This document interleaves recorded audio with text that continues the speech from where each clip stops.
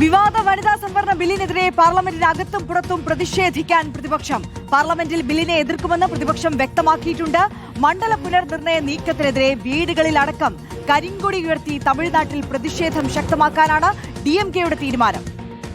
ഏകപക്ഷീയമായ മണ്ഡല പുനർനിർണയത്തിനെതിരെ CPIM-ഉം പ്രതിഷേധത്തിലേക്ക് നീങ്ങുകയാണ്. അടുത്ത ദിവസം ചേരുന്ന സംസ്ഥാന സെക്രട്ടേറിയറ്റ് പ്രതിഷേധ രീതി തീരുമാനിക്കും. നോബിൾ മാരിക്കാരൻ, അതോടൊപ്പം ആദിൽ പാലോട്, റഹീസ് റഷീദ് നമുക്കൊപ്പം ചേരുന്നുണ്ട് വിവരങ്ങൾ നൽകാൻ. ആദ്യം നോബിൾ മാരിക്കാരിലേക്ക് പോവുകയാണ്. നോബിൾ, പാർലമെന്റിൽ ഇന്ന് പ്രതിപക്ഷത്തിന്റെ നീക്കങ്ങൾ എങ്ങനെയായിരിക്കും? അതിശക്തമായ പ്രതിഷേധമുണ്ടാവുമെന്ന് ഇന്നലെ തന്നെ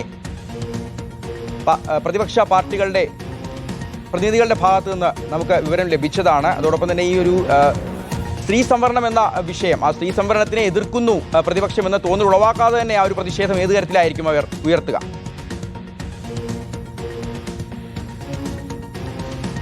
very good morning Shihas, Arya. എന്താണെങ്കിലും ഇന്ന് വനിതാ സംവരണവുമായി ബന്ധപ്പെട്ടുകൊണ്ട് 3 ബില്ലുകളാണ് പാർലമെന്റിലേക്ക് എത്താൻ പോകുന്നത്, ലോക്സഭയിൽ എത്താൻ പോകുന്നത്. ഈ 3 ബില്ലുകളിൽ പ്രധാനപ്പെട്ട കാര്യം എന്ന് പറയുന്നത് ഒന്ന് മണ്ഡല പുനർനിർണയം എന്ന വ്യവസ്ഥയാണ്. പ്രത്യേകിച്ച് നിലവിലത്തെ മണ്ഡലങ്ങളിൽ എണ്ണം 850 ഉയർത്തുന്ന ഈ വ്യവസ്ഥയാണ് പ്രധാനമായും പ്രതിപക്ഷം എതിർക്കുന്നത്. മറ്റൊന്ന്, ഈ പറഞ്ഞ തെരഞ്ഞെടുപ്പ് നടക്കുമ്പോൾ, തമിഴ്നാട്ടിനൊപ്പം പശ്ചിമ ബംഗാളിൽ തെരഞ്ഞെടുപ്പ് നടക്കുമ്പോൾ ഇങ്ങനൊരു ബില്ല് കൊണ്ടുവന്നത് തന്നെ ഒരു തരത്തിൽ രാഷ്ട്രീയ ലക്ഷ്യം വെച്ചുകൊണ്ടാണ് എന്ന് പ്രതിപക്ഷം ആരോപിക്കുന്നു. ഇന്നിപ്പോൾ എന്താണെങ്കിലും ബില്ല് ലോക്സഭയിലേക്ക് എത്തുമ്പോൾ വലിയ പ്രതിഷേധത്തിനും അതോടൊപ്പം തന്നെ ബില്ലിനെ എതിർത്ത് വോട്ട് ചെയ്യാനുമാണ് പ്രതിപക്ഷത്തിന്റെ തീരുമാനം. കൃത്യമായി തന്നെ പ്രതിപക്ഷം ഇതിൽ നിലപാട് ഇന്നലെ സ്വീകരിക്കുകയും ചെയ്തു. പ്രത്യേകിച്ച് മല്ലികാർജ്ജുൻ ഖർഗെയുടെ വസതിയിൽ യോഗം ചേർന്നുകൊണ്ട് പ്രതിപക്ഷ പാർട്ടികൾ ഇതിൽ സ്വീകരിക്കേണ്ട നിലപാട് കൃത്യമായി തന്നെ ചർച്ച ചെയ്ത് തീരുമാനം ആക്കുകയും ചെയ്തിട്ടുണ്ട്. പ്രധാനമായും പ്രതിപക്ഷം ഇതിൽ വ്യക്തമാക്കുന്നത് ഈ ബില്ല് എന്ന് പറയുന്നത് ഫെഡറൽ വ്യവസ്ഥകൾക്ക് എതിരാണ്. അത് മാത്രമല്ല, വീണ്ടും തുടർഭരണം എന്ന ലക്ഷ്യത്തിൽ വെച്ചുകൊണ്ടാണ് BJP സർക്കാർ ഇത്തരത്തിൽ വലിയ മണ്ഡല പുനർനിർണയം നടക്കുന്നത്. ഈ മണ്ഡല പുനർനിർണയം നടക്കുമ്പോൾ ജനസംഖ്യയിൽ കൃത്യമായി തന്നെ ക്രമീകരണം ഉണ്ടാക്കിയ സംസ്ഥാനങ്ങൾക്ക് മണ്ഡലങ്ങളുടെ എണ്ണം കുറയും. പ്രത്യേകിച്ച് തെക്കേന്ത്യൻ സംസ്ഥാനങ്ങൾക്ക്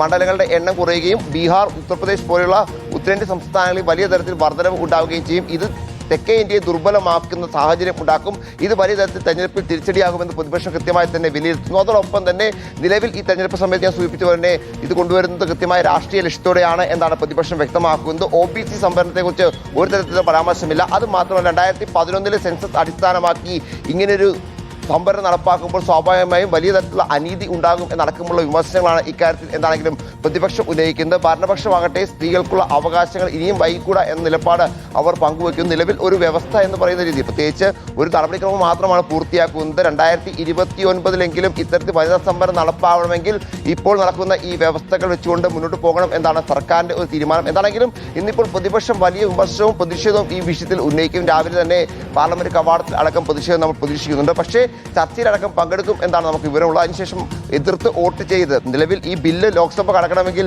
വലിയ ബുദ്ധിമുട്ടാണ്. പ്രത്യേകിച്ച് 3/2 ഭൂരിപക്ഷം ആവശ്യമാണ്.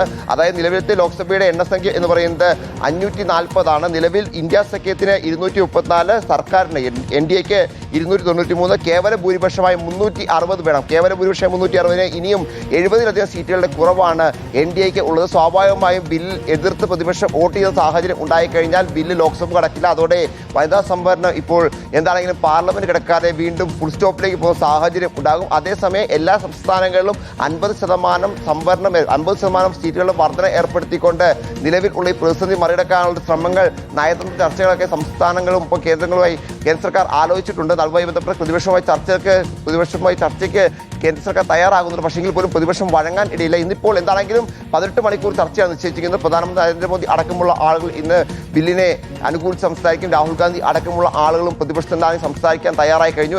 ഇന്നിപ്പോൾ 18 മണിക്കൂർ ചർച്ച, ഇന്നും നാളെയുമായി ആ ചർച്ച നടക്കുമ്പോൾ എന്താണെങ്കിലും വലിയ വാദപ്രതിവാദങ്ങൾ ഇക്കാര്യത്തിൽ ഉണ്ടാകുമെന്ന കാര്യം സംശയമില്ല. നേരത്തെ ഷിയാസ് സൂചിപ്പിച്ചതുപോലെ തന്നെ കേന്ദ്ര സർക്കാർ എന്താണെങ്കിലും വനിതാ സംവരണത്തെ പ്രതിപക്ഷം എതിർക്കുന്നു എന്നൊരു നറേഷനായിരിക്കും, എന്നൊരു പ്രചരണമായിരിക്കും നടത്താൻ പോകുന്നത്. പക്ഷേ ഇത്തരത്തിൽ വനിതാ സംവരണത്തെ എതിർക്കാതെ കൃത്യമായി തന്നെ മണ്ഡല പുനർനിർണയം വഴി കേന്ദ്ര സർക്കാർ ലക്ഷ്യം വെക്കുന്ന രാഷ്ട്രീയ ലക്ഷ്യത്തെയാണ് എതിർക്കുന്നത് എന്ന് പറഞ്ഞു വെക്കാനാണ് ഇന്നലെ മുതൽ തന്നെ പ്രതിപക്ഷം ശ്രമിച്ചുകൊണ്ടിരിക്കുന്നത്. ഇന്നിപ്പോൾ സഭയ്ക്കകത്തും കൃത്യമായി തന്നെ ഇക്കാര്യങ്ങൾ വ്യക്തമാക്കും. എന്താണെങ്കിലും എതിർത്ത് വോട്ട് ചെയ്തു കഴിഞ്ഞാൽ പ്രതിപക്ഷം ഒറ്റക്കെട്ടായി ഇന്നലെ തീരുമാനപ്രകാരം എതിർത്ത് വോട്ട് ചെയ്യുന്നതാണ്. അങ്ങനെ വോട്ട് ചെയ്ത് ഈ വനിതാ സംവരണ ഭേദഗതി ബില്ലിനെ എതിർക്കാനാണ് പ്രതിപക്ഷത്തിന്റെ നീക്കം. നോബിൾ മാരിക്കാരനാണ് അതിൽ നിന്ന് വിശദാംശങ്ങൾ നൽകിയത്.